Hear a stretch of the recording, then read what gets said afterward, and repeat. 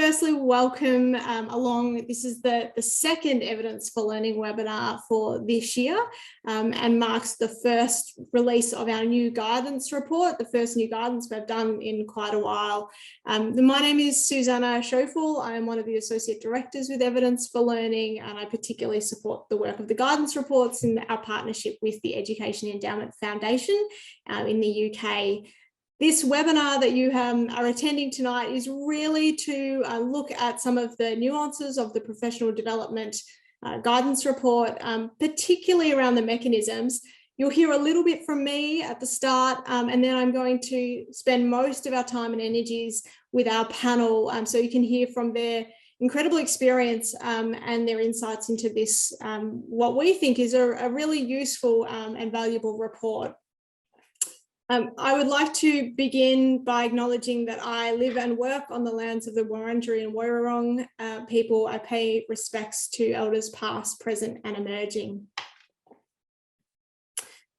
So this is a little bit of what we're going to explore today. You will have seen this as you signed up, but we're going to really dive into some of the mechanisms around the guidance report, how these are incorporated into effective PD or PL design, and I'll ask our panel for their reflections on the research, the sort of operational constructs for this, and the sort of move into the how does this impact on practice.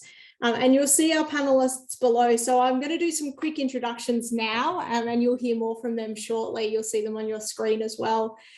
So Tom Kane is one of our Evidence for Learning sort of practitioner partners. We draw on his insights often. He's an assistant principal at Monterey Secondary College, doing some incredible work down there, particularly around engagement and well-being, but has a strong interest in this professional development space. And you'll also, you might recognise Tom because he writes a very well-versed blog, which we'll share a link with you all as well. Also very delighted to have Professor Jenny Gore here from the University of Newcastle. Jenny, along with Tom, was involved in the review of this guidance report, particularly to make sure it was relevant and rigorous for our Australian audience. Jenny is currently leading the Teacher and Teaching Research Centre at the University of Newcastle, and also has had extensive experience in the world of professional development, design and implementation in Australia. So very fortunate to have Jenny's insights. And finally, in another time zone from our partner organisation in the UK, Kirsten Mould from the EEF. Kirsten wears a couple of hats, and I'm looking forward to hearing her insights from a few of those perspectives. So she is working with the EEF as a specialist in learning behaviours, but also, and importantly, is an assistant head teacher. So she is very fortunate to see this both from a sort of development perspective and also on the ground in practice. The UK system, or the EEF, are a little bit ahead of Australia in this report. It came out in the UK some months ago, and so we're lucky to be able to learn from the experiences of our colleagues. So that's my introductions for now. You'll hear a lot from our colleagues shortly. But to kick this off, I just wanted to share with you a little bit of the background to the research. So briefly, and I'll share more with you about the actual underpinning systematic review in a moment. Professional development was really ring-fenced and designated for this report so that it didn't include absolutely everything that was out there.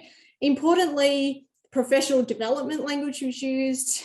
Professional learning is often the term that we hear and lean on in Australia, but we've stuck with that professional development learning, professional development language, just because of the systematic review that was done.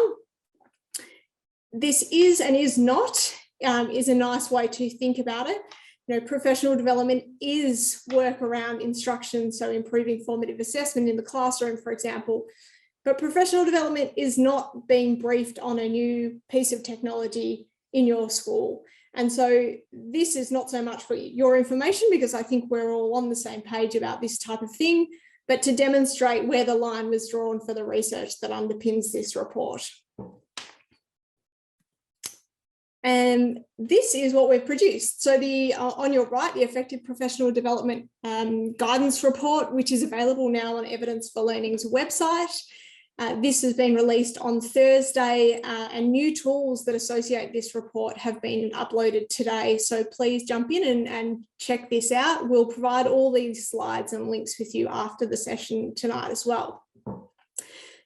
The meaty, important bit is sitting on the left. So this report came out at the end of last year in the UK, led by Sam Sims and Harry Fletcher Wood, a really amazing team of academics, but with really practical experience, including classroom experience. This is a hefty report, and I will sort of put that up front. It's almost 200 pages long. And if you are a real data and evidence nerd, it's really worth diving into because there's some fantastic insights in here. We hope that we've conveyed all of these through the Effective Professional Development Guidance Report, but there's some really nice nuance in there if you're looking at particular programs. The systematic review captured about 109 programs or professional development offerings, and it really looked to find out what are the characteristics that exist in these types of professional development offerings where they're successful. And the report itself produced some really fantastic work, which we'll dive into. So extensive work in this area. Importantly, the reports or the studies that were included all had some link to student outcomes. So that was a part of the research design, that there had to be some sort of referral into a student outcome. So we're going to dive into exactly what came out of this report.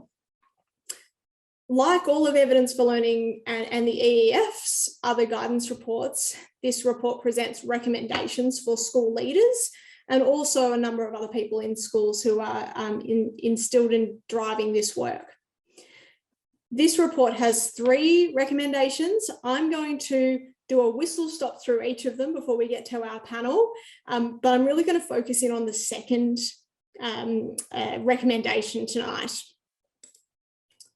So the first recommendation is about when you are designing or selecting professional development, professional learning in your schools, is to focus on the mechanisms. And we're going to get to what those mechanisms are. But effectively, these are the building blocks that form PD. They're not the forms or the programs that sit above it. It's not that it's a workshop or that it's an intensive or that it's instructional coaching, but it's what are the ingredients within those things that make them successful. So those are the pieces that we're looking to understand, to codify, to replicate so that we can have the best bang for buck. Moving into our mechanisms, and this is really the sort of new way of conceptualizing professional development and what's effective. 14 mechanisms of professional development, effective professional development, were highlighted through this report and appear in the guidance report. And they fell into 4 very firm groups.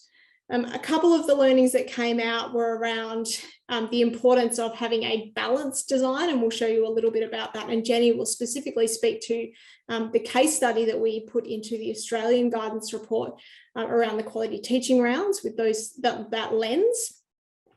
But those 4 categories were to build knowledge, to motivate staff, to develop teaching techniques, and to embed practice.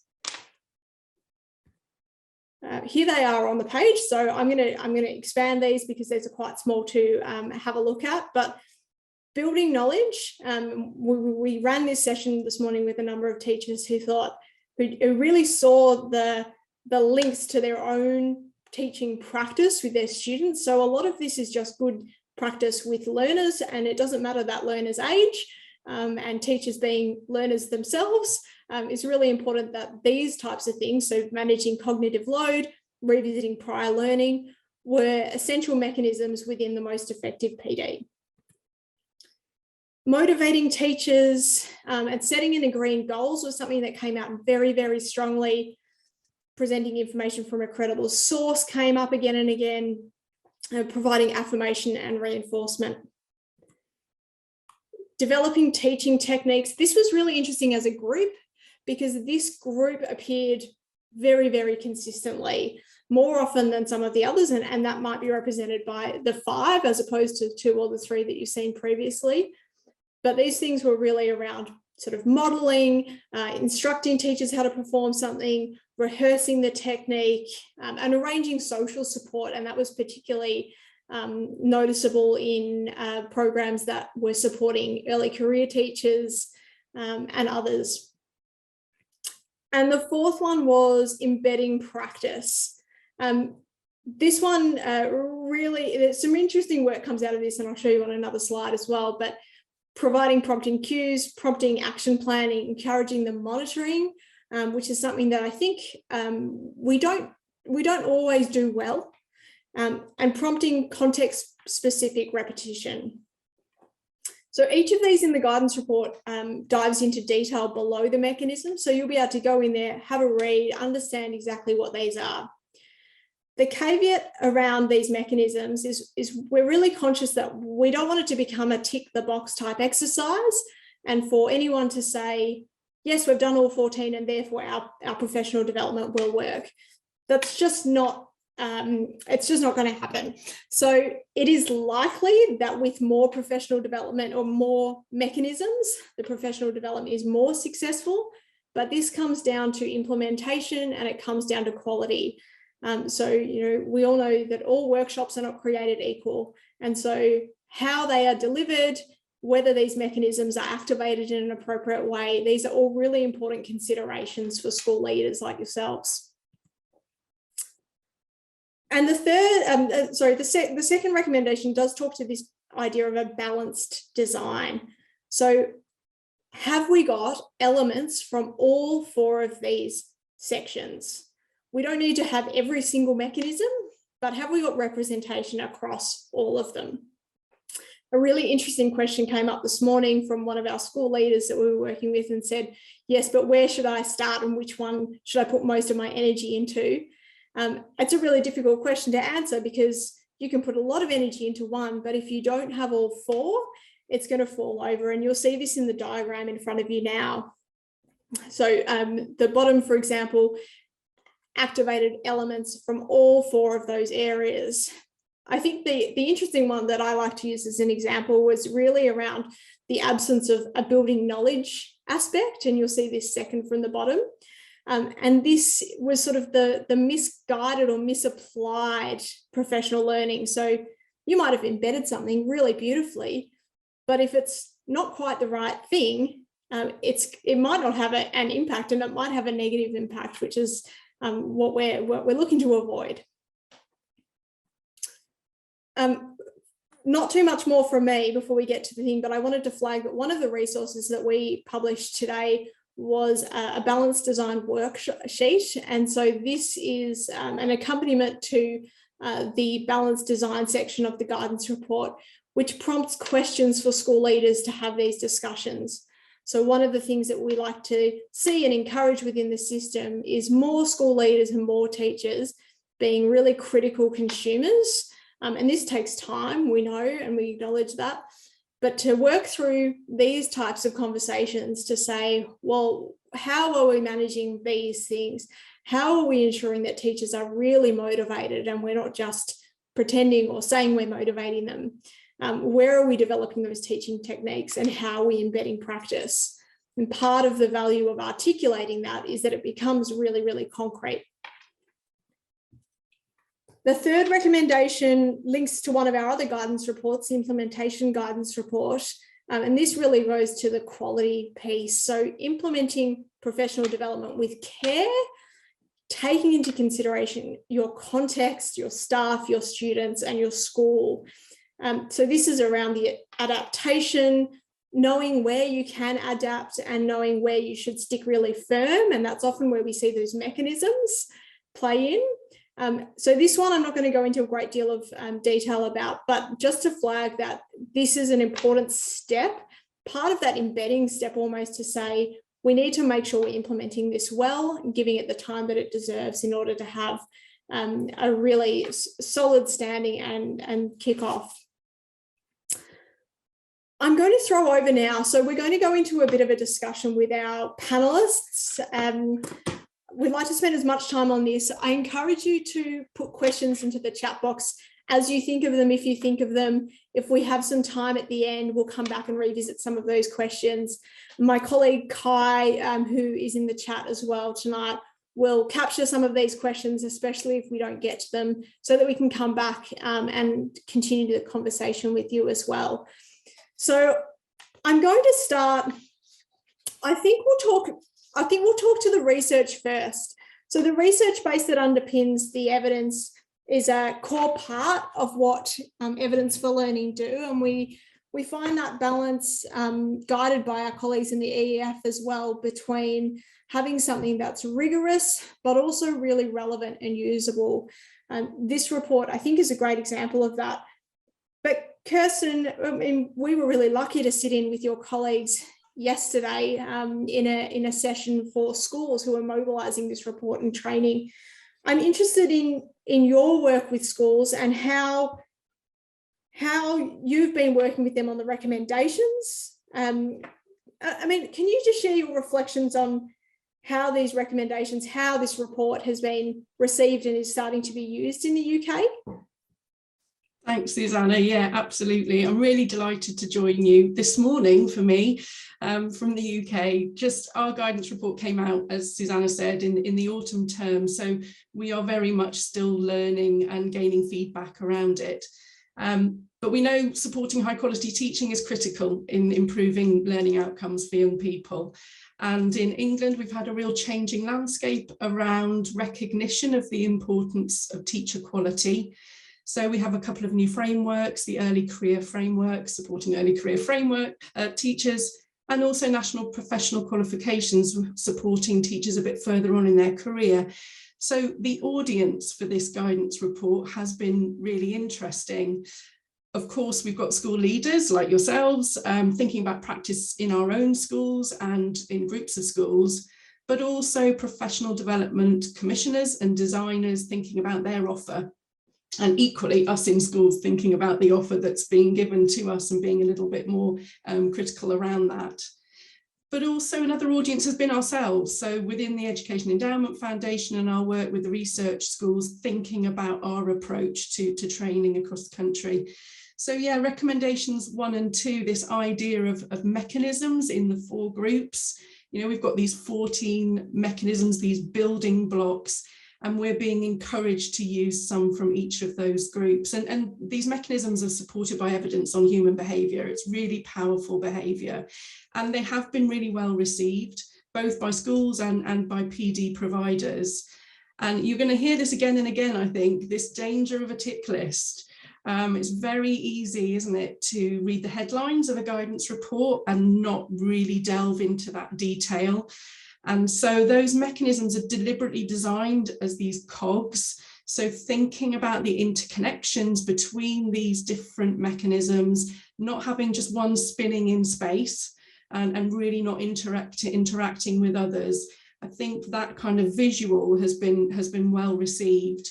And so to help us think about quality versions of those mechanisms, I'd really encourage you to dig into the vignettes within the report, the detail within the report, and you know, the one that we've got at EEF is very much echoed with your Australian version, providing those real school examples. So yes, maybe not a tick list, maybe a checklist if that's got a bit more detail, but not a tick list. And then recommendation 3 is around implementation, and it's critical, isn't it, always? And so I think there's been a lot of conversations with the publication of this guidance report around school culture, around really recognising our priorities, how we set up structures in school to implement this kind of guidance, and bringing school leaders on that journey of careful consideration of their current professional development. And gosh, it's complex, isn't it? We're thinking about a lot of things in schools, so shrinking that challenge, deciding what we're not going to do and deliberately deciding to do a few things well, I think is a message that's gone out loud and clear. And I think when people are trying to consider all of these mechanisms, it forces our hand to do that. So those are a few reflections from colleagues we've had. Thank you. I think some of the challenges or the sort of hurdles that you've talked about are probably things that Tom might be able to build on and reflect on too. But so Tom, you reviewed this guidance report as an EEF document before we sort of went out to publish an Australian document. Can you share a few of your reflections on the implications for schools around the research published? Yeah, sure. So I think, as Kirsten was saying, the mechanisms, for me, they were the most interesting part of it, because I think that's what differentiates it from what is previously being written or developed on PL and PD. And I think that I really liked, there's an analogy in the report, the toothpaste analogy, which is used. So that idea of finding active ingredients, so you can use a bunch of different toothpastes. And if you can look at all the different ingredients in them, and they may have a vastly different flavor or color or whatever. That's not going to matter to what it does to your teeth. It's the fluoride that is the active ingredient. So the mechanisms, I guess, of the active ingredient in this, that's the analogy that I really drew from it, because we've got so much time pressure in schools, and there's so much to get through, and PD can take up a big part of that. So I don't want to be giving my teachers a bunch of toothpaste without fluoride in it and making them waste their time brushing their teeth with it. So I thought it was really interesting to think about it in that way, of just what a waste of time PD could be if you weren't using these essential mechanisms, and using that balanced model to make sure that you were using them properly. And I guess it made my understanding of PD much more sophisticated. I knew what good and bad PD was, because I'd sat through both and I'd probably delivered both.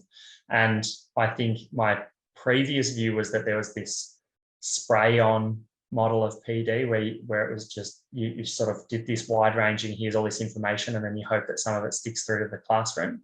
And I think that what the mechanisms in this report offer is a way of really cutting through that, so that you're not just spraying and praying and hoping that it gets through. Because I think that the biggest thing that, as a school leader, I want to make sure that we're doing is bridging that knowing and doing gap. You can give teachers a lot of information, like, we know what this is, we know what the instructional model is, and we know what trauma-informed practice is, and we know what inquiry-based learning is, and all of that sort of stuff. But whether that actually bridges across to them doing stuff in a classroom is the key measure of whether PD is worthwhile or not. And I think that it's the mechanisms in this that are the key to getting that right.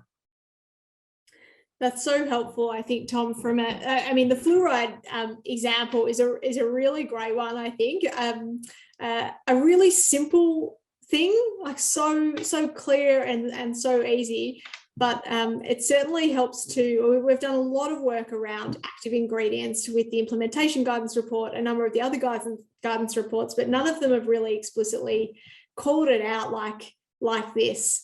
Certainly a challenge, and the time piece is something that we'll come back to, because it is addressed very explicitly in the guidance report.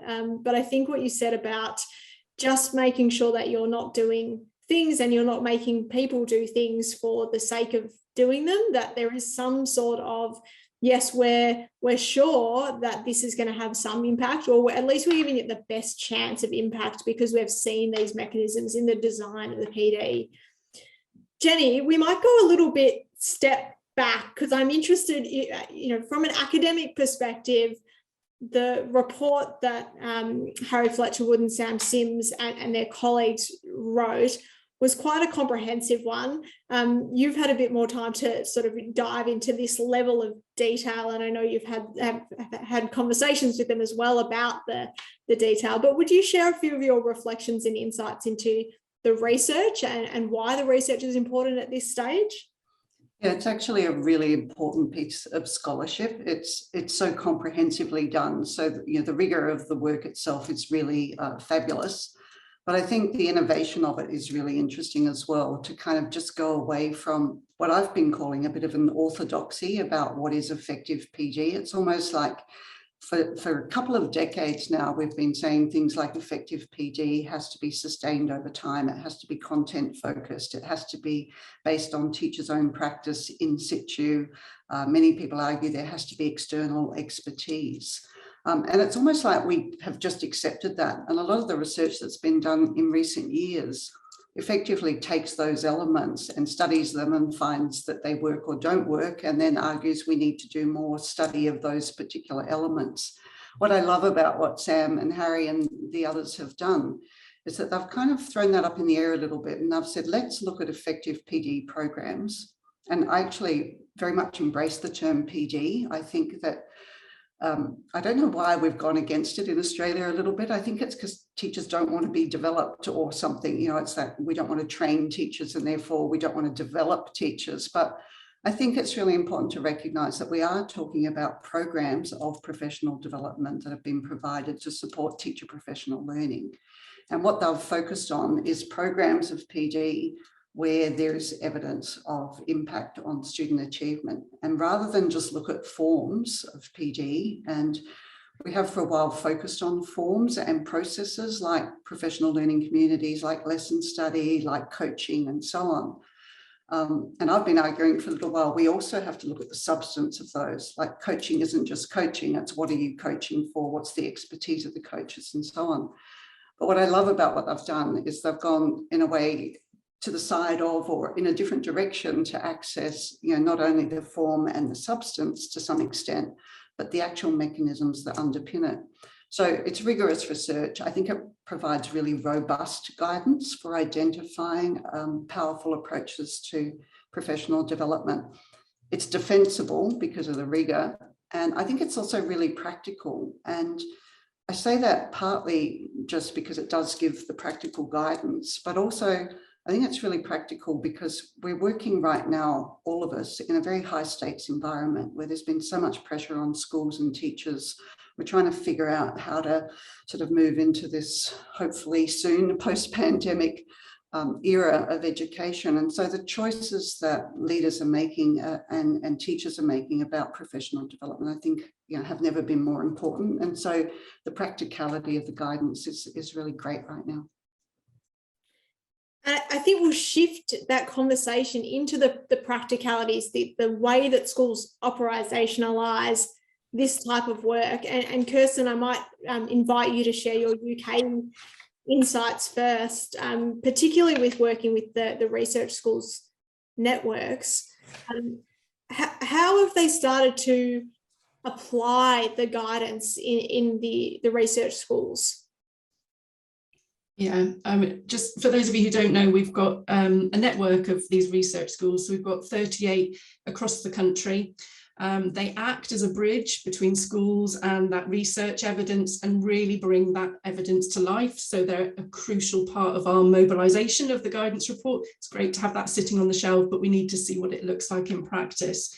So they are supporting schools, they're applying the evidence themselves, they're sharing that practice and delivering training and courses, and reviewing how they deliver the training courses at the moment as well, because we're learning so much ourselves. So with the guidance report came a number of tools and resources, and you've just seen a balanced design worksheet, and we have something similar. I'll come back to that in a minute. So some of those are being tested and used.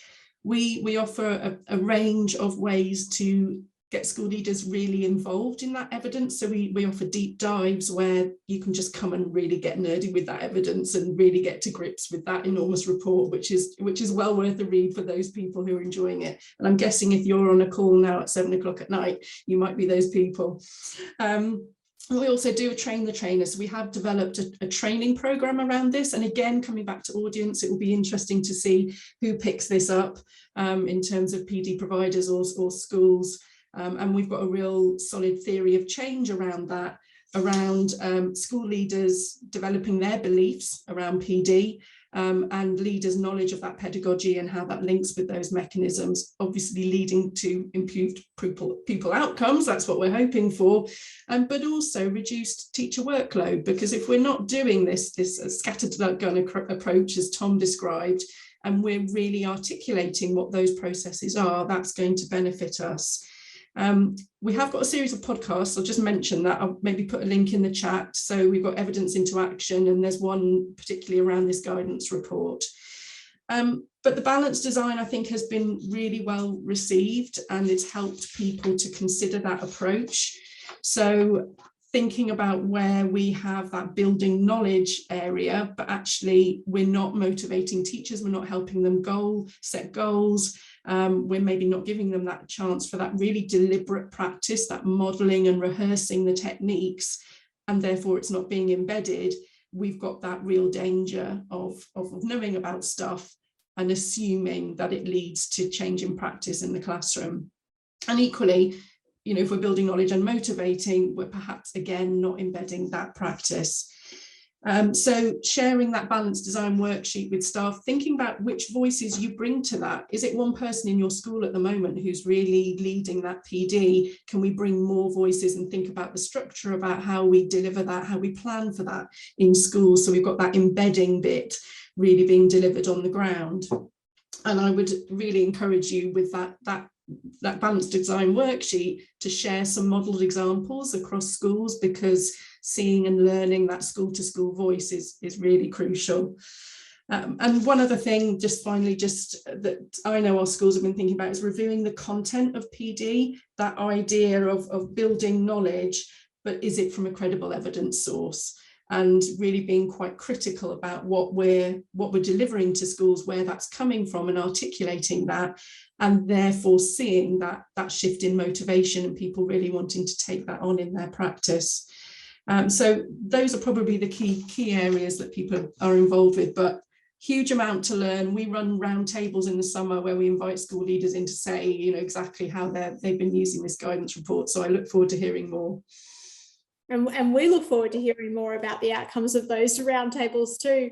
To pick up on one thing that you mentioned there, Kirsten, which I think is a really valuable learning for us here in Australia, it's really about that drawing on evidence from a credible, reputable source, because so often we hear, and not even in the education space, just more broadly where we're sitting with COVID and all other things. Yes, I read about it. It's got evidence, it's evidence-based, it's evidence-informed. It's still a conversation that we're very much having as a community. I think education is a little bit more primed for that, but we're not all the way there, certainly. So having that interrogation of what does credible look like? Who are those trusted sources? That's still a really important conversation for us to have here. Tom, I'm going to throw over to you for some sort of opportunities and challenges, and maybe there were even some opportunities that came up there in the way that Kirsten was explaining the work that the EEF are doing and the research schools are doing. But just to give you a few moments to speak about of the guidance report, when you were reading through, what did you see as those key opportunities for you and the key challenges, I suppose, for you as a school? Yeah, so I think to build on what Kirsten said, the opportunities, and you mentioned this as well, Susanna, is just the solid nature of the research base that sits behind this. So I think that and I'm not an expert on this, but I think that the design of the research is really sound. I think that they were really, rather than, I think you could get into a whole debate about meta-analyses and the pros and cons of those. I think that the problem can sometimes be if you've got rubbish going into a meta-analysis, you get rubbish coming out of it. And I think that they've intentionally tried to select studies that make that less likely to happen. So I think random control trials and that sort of stuff is really prioritized in this. So if anyone in a school was to scratch the surface and say, well, is this a waste of our time? I think it's going to be really clear that it's not, that there's really sound research there. But it also gives you that idea that the confidence that what you're doing is likely to work, because it's got that line of sight through the student outcomes. But the thing that I really liked, and I guess this is what I really like about good PD generally, is that it has those meta moments where you can view the learning experience and experience it, but also rise above that and look at the learning experience. And as a teacher, think about what people are doing to engineer great learning experiences for you. And so I think that that's present in the report in a few ways. It's one of the mechanisms is model the teaching techniques. So if you're going to teach people about formative assessment, you should model formative assessment in the PD that you're doing. But it's also in many of the other cogs. So the idea of considering cognitive load and revisiting prior knowledge and building motivation, that's what good teachers do with their students. And you mentioned this right at the start, Susanna, that this is something that that learners don't change, they age, or they don't change drastically. So I think that that's the real strength here, is that we're going to be both modeling great teaching practice, which that builds credibility of anyone delivering PD to teachers. If you stand up there and do PowerPoint for 45 minutes, they're going, I wouldn't get away with this with my 8-year-olds or my 14-year-olds or whatever, so why should I pay you any more attention? And I think that if you implement with the report as it's set out, or take from the report what is really important, which are those mechanisms, I think that there's a great deal of likelihood that the PD is successful in those ways. In terms of challenges, I think the biggest one is around adaptations. I think that the report makes clear that schools need to adapt PD that they receive or PD that they're developing to the context of their school. How that's done, I think, is really going to be like where the proof in the pudding is seen, I think, because if that's done properly and it's done faithfully to the mechanisms, then the PD is going to be successful. If the adaptation causes that idea of a fatal mutation, I think it's called, that idea that it will then not be a highly effective PD. So I think that that's the real challenge, and it's going to be really hard to get right at scale because it's a case-by-case thing.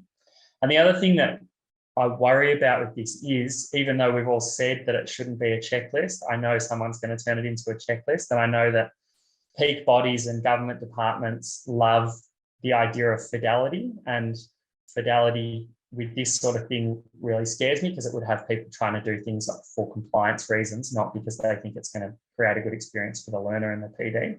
So I think that's a key challenge that needs to be considered. That's really helpful. It's something I think that we'll probably learn from and work on with the our colleagues in the EEF, because it's certainly it's a big risk that this will be seen. And yes, we've got prior knowledge, and yes, we're ticking off these embedding pieces, and therefore we're done.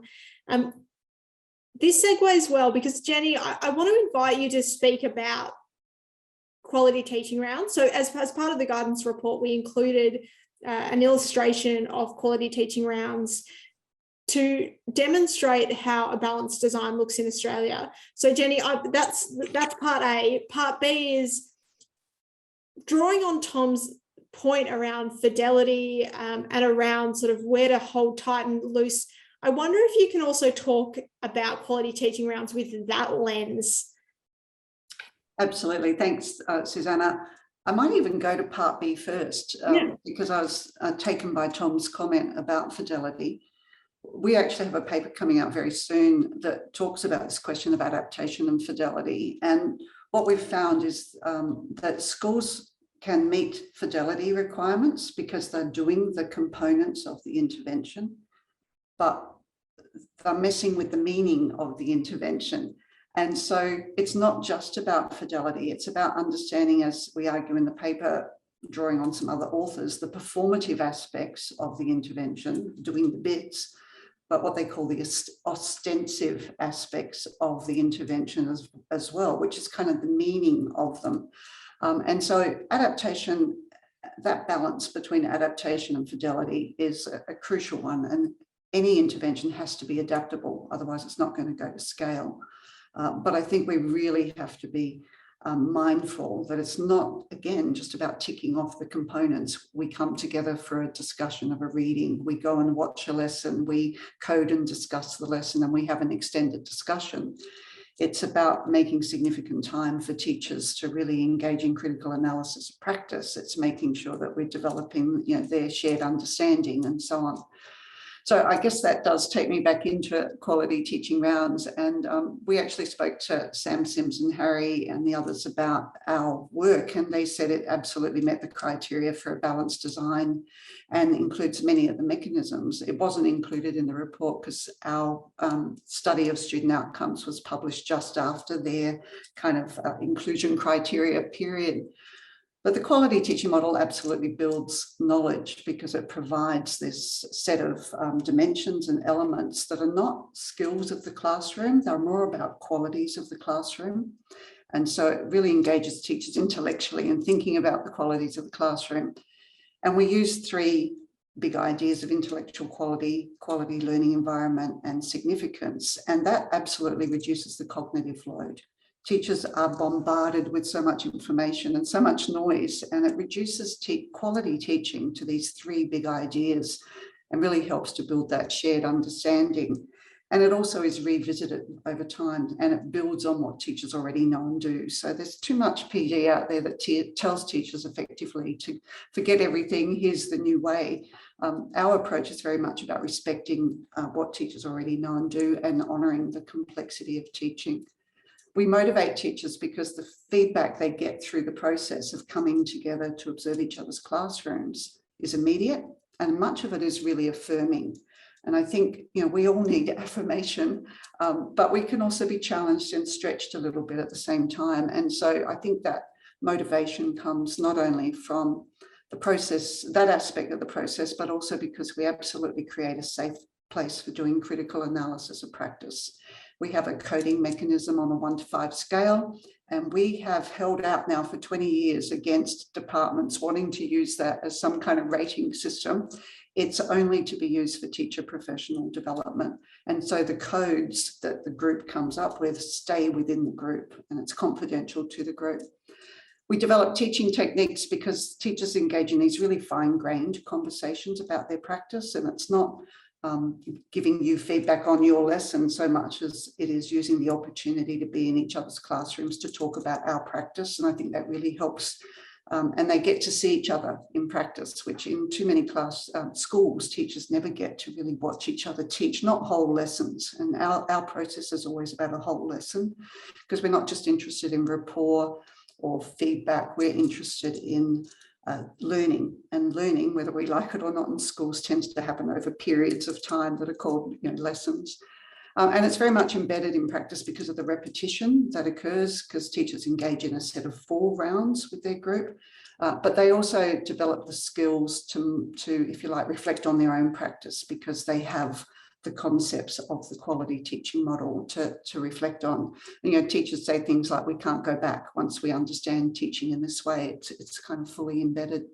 And I think because we have this balanced design, it's why we're seeing really significant, statistically significant, using randomized controlled trials, impacts on the quality of teaching, teacher morale, teacher efficacy, and student academic achievement.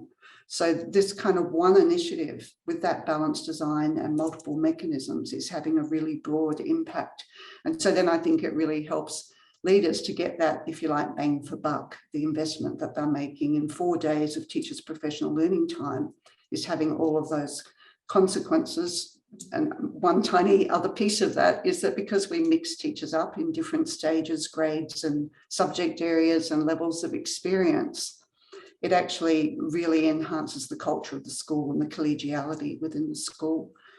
So I hope I haven't given you too much detail there, but I wanted to give you enough to really get a sense of how this lines up with the mechanisms that the report has identified. Thanks, Jenny. And for others, so this particular case study is in the guidance report, so please feel free to jump in there and have a look at the detail that's in the report. But Jenny, while I've got you, I might just, there's another question or a couple of questions in the chat box, and I think you started to address this one, and it was really about the time or building a case for the investment in a professional learning or any professional learning, but in this case, quality teaching rounds. How have you gone about those conversations? How have you had those, interactions with principals and decision makers that say, yes, this is worthwhile and this is what you're going to get out of it, when there's so much else out there? Yeah, and this is where I think people are becoming more discerning about evidence and about impact. And we're hoping to, I guess, persuade people of the value of this. Not that we're selling it, it's actually just all about making a difference as far as we're concerned. It's about having the evidence that teachers can trust. And it's also about understanding the costs and benefits. We actually had Deloitte Access Economics do a cost benefit analysis, and it showed quality teaching rounds to be a very low cost intervention that returns about 10 times as much to the economy for every dollar spent as does higher education, which is quite astonishing. And that's long-term sort of, contribution to gross domestic product and people's lives and well-being and livelihoods and keeping out of juvenile justice and all of those sorts of measures that they use. But from a school perspective, so many leaders talk about sending people away to PD events, they come back inspired. They don't get much of a chance to share their learning, and they very quickly get caught back up in the practicalities and realities of school. This seems to really get embedded in the school, and teachers form, these quite remarkable bonds that mean that even though they only come together for 4 days of work, the learning and the relationships, the professional capital, if you like, all of these things are sustained beyond the period of their intervention. I mean, one of my favourite quotes from all the interviews we've done, and some of you will have heard me use this before, is a deputy principal around 40 years of age teaching for 20 years who said, "This is the first time in my career I feel I'm actually teaching students. Until now, I've just been giving them work to do." It's really quite a poignant statement of how this made a difference in how he understood good teaching. And I think for too long we've reduced pedagogy to a set of teaching techniques and skills when it's much more than that. It's about the values and the beliefs and the intentions that lie behind the thousands of decisions that teachers make on a daily basis. Thanks for that, Jenny. I'm watching the clock and I'm conscious of time. I want to, maybe Tom will go to you for this sort of final question, but I wanted your insights or your perspectives on the message from the guidance report that you would take back to school in current climate that you think is the most important piece for your staff and your colleagues in other schools to be taking away and really reflecting on and thinking about. Yeah, sure. So I think to set the context, the thing that makes this so important is the context, which is in my school, we've got around the equivalent of around 15 days that we could provide or allow teachers to access professional learning. So that's like a day, a term of the curriculum days, and then 2-ish hour meetings after school. So they could do PD with that time, but that would come at the expense of them doing planning or preparing or collaborative planning and all that sort of stuff, which is really valuable, or then receiving mandatory anaphylaxis training or asthma training, which is also really important. So we've got this opportunity cost there with how we use PD, which means it's really important. And the thing that I found most important from the report was that idea of the active ingredients, that I could be taking time from teachers' collaborative planning, which is going to be really helpful for them, for their feeling of being on top of their job and work-life balance and stuff. And I could get them to do something that didn't have any fluoride in it. And I think that that's the bit that we've probably been doing a lot in schools because we don't know what those active ingredients are. We haven't known. And I think that what the report gives us is a list of those. It's only the start of the work because the tricky bit is weaving them all together in school-led PD or how we select outsourced PD. But for me, that's the most important thing is here's this list and let's use that to make sure that we're not wasting people's time with PD in schools because there's just not enough time. Thanks, Tom. And Jenny, I mean, same question to you. Current climate existing for the teachers and the school leaders that you're working with, for your colleagues in academia, what was the takeaway, or what are the key pieces of the guidance report that you would highlight?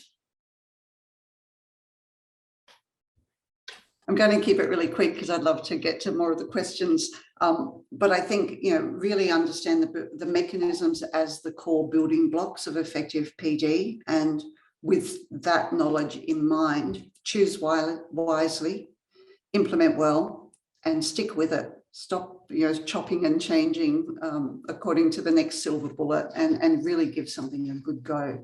And I think that the mechanisms give us some real insight about how to choose wisely, and also to be mindful of the implementation side of things. It's not just doing the steps, it's about understanding the mechanisms that are producing the learning. And Kirsten, we're going to go to questions in a moment, but I want to really tap into your experience and acknowledging that you're still learning with your colleagues in the UK and at the EEF. But for the Australian context, for colleagues here, is there a lesson that you've learned so far that you feel is the most crucial for us to listen to, the thing that was most misunderstood in the UK when it was rolled out? Yeah, I'm going to reflect some of what Tom and Jenny said. There was a real repeats here, but isn't it great to know that PD has great potential, but knowing that it comes with those costs, and the competing demands in busy schools and individual bias, I guess, of school leaders wanting to develop certain things, and having that real picture of bringing that evidence, bring that guidance report to your school, bring it to your culture and your context. And I think that will enable that careful consideration of current PD provision, whether that's internal delivery or the external providers you're considering. And I think just come back to shrink the problem you're trying to address. So you're doing a few things well. If you're going to take a teacher away from their class, what they're doing has got to be better than them being in front of those pupils. And I think that, makes us think, doesn't it, about support structures in school, whose voices we're bringing to that PD, and time for them to embed it, but also time for facilitators thinking about their plans, sharing those conversations around the balance approach. I think it was Tom that mentioned that, sitting down and discussing the mechanisms, not ticking them off, but talking about how they're going to work in your own context, and really holding firm to those mechanisms. So this flows nicely because we've got a few questions in the chat box, and one of these I think talks a bit to mechanisms, but more broadly, this question that's come from Prudence is, what might the challenges of weaving together those 4 categories of PD mechanisms be during a course, for example, as the course is the example that she's used? I mean, I'm going to open this up to all of you. Does anyone have a concise answer for this in a few moments, or a thought or opinion? I'm happy to jump in first and then other people chip in. It's a challenge, isn't it? A real challenge. And I think we learned a lot during COVID, where we did an evidence review, a rapid evidence review into remote adult CPD, and what we could learn about that, and school structures coming out as really important. So first of all, having the right person on the right course, this person who's got the authority to enable change, is really crucial. Really considering the pre-reading, post-reading, gap tasks, wraparound support that we're providing, and being really clear about the time, the technology requirements for the person who's doing that course, so they don't go back to their classrooms and get involved in that busy day-to-day and lose those threads. And I think there's just a real clarity, isn't there, of what the behaviour change you anticipate is going to bring these improvements for pupil outcomes, and having that clarity at the beginning. Prudence, a brilliant question and a real challenge, but thinking about those school conditions can really help support how we deliver those mechanisms. Jenny or Tom, any thoughts from you? Otherwise, there's a couple of other good questions here that we might try and get to. Okay, I think that's what we'll do. Helen, a question from you, and I'll have to do a bit of interpretation around this. I understand, or I think that this question talks specifically to a mechanism around making sure that we're bringing sort of credible evidence to the table. And Helen has asked, do you see qualitative research as valid research? And do you consider teachers as researchers valuable in this discussion? So, I mean, Jenny, I'm going to put you on the spot. I think that this naturally sits with you as a first point of call, and then I'll invite the others also. Qualitative research is absolutely valid, and teachers can work as researchers, and in a way are engaged in inquiry all the time. But I think we also have to understand the difference between practitioner research and practitioner knowledge, and scientific and sort of academic research that often is funded differently and grounded differently as well. And I think I've written a chapter called "Why Isn't This Empowering?" And I think the pressure on teachers to be evidence-based practitioners who are drawing on best practice research to inform what they're doing is really hard, when most academics can't even keep up with the huge volume of research that's out there. So I think the short answer is yes, teachers are performing research, and the research and the knowledge that teachers produce is valid, but it's not treated in the same way. We don't get the accumulation of professional knowledge in the same way.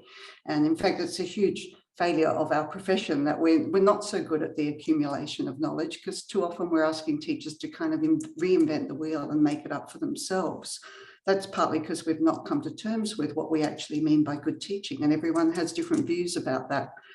So it's a complex kind of field, but I think that we must recognise the value of practitioner insights, and in fact, in situ, closer to the students and the community, they often have more relevant insights than you can glean from a research paper.